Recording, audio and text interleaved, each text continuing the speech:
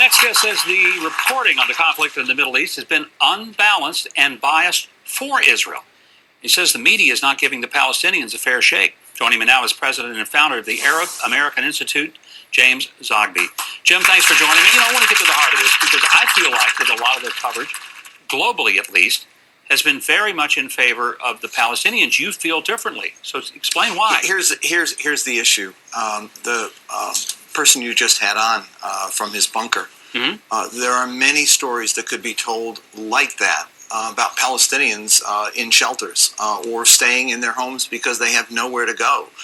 Or there is a Catholic church in Gaza City that is currently housing 300 people. The nuns have left, but the priest is there with the folks in the neighborhood who had nowhere to go.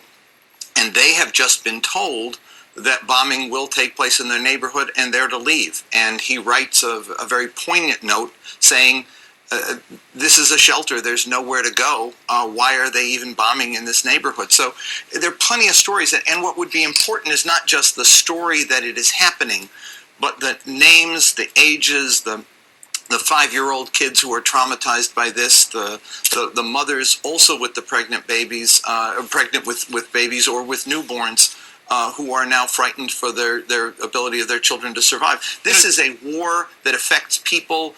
The casualties on the Palestinian side far exceed anything I think that your viewers can imagine. But each one of those casualties is a personal story, and that's what the press here doesn't tell.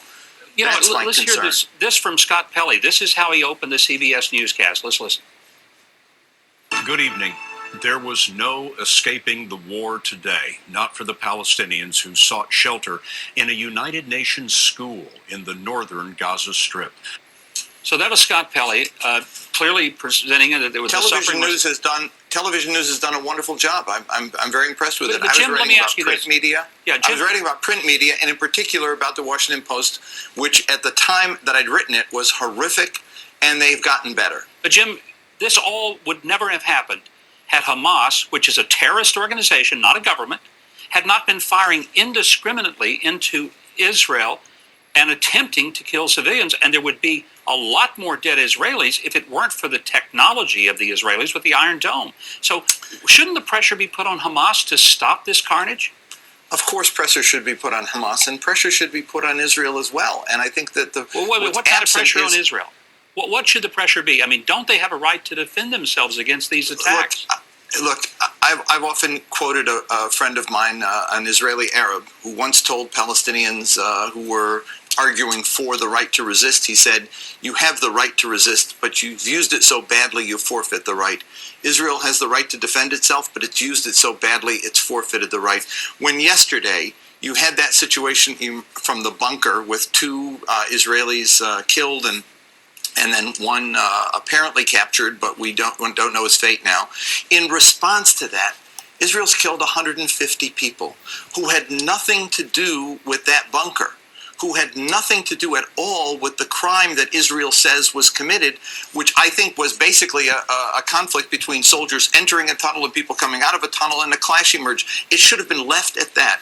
But to kill 150 people from the air is an act of collective punishment. But Jim, it's a criminal act, and it should never have happened. Proportional response is what's in order. Right, our Bible says an eye for an eye. It doesn't say 150 eyes for 2 eyes. No, it does not. But I think it also makes it very clear that when Israel is being shelled with people who are celebrating every Israeli death, Israel has not celebrated the death of the Palestinians. They wouldn't be going in there if Hamas would stop, but they've got to get rid of that tunnel network, and I think you would certainly agree with that. Let's be fair here. I've seen the guys in the lawn chairs sitting outside Gaza. I've seen those pictures, and they're looking at them like a fireworks show.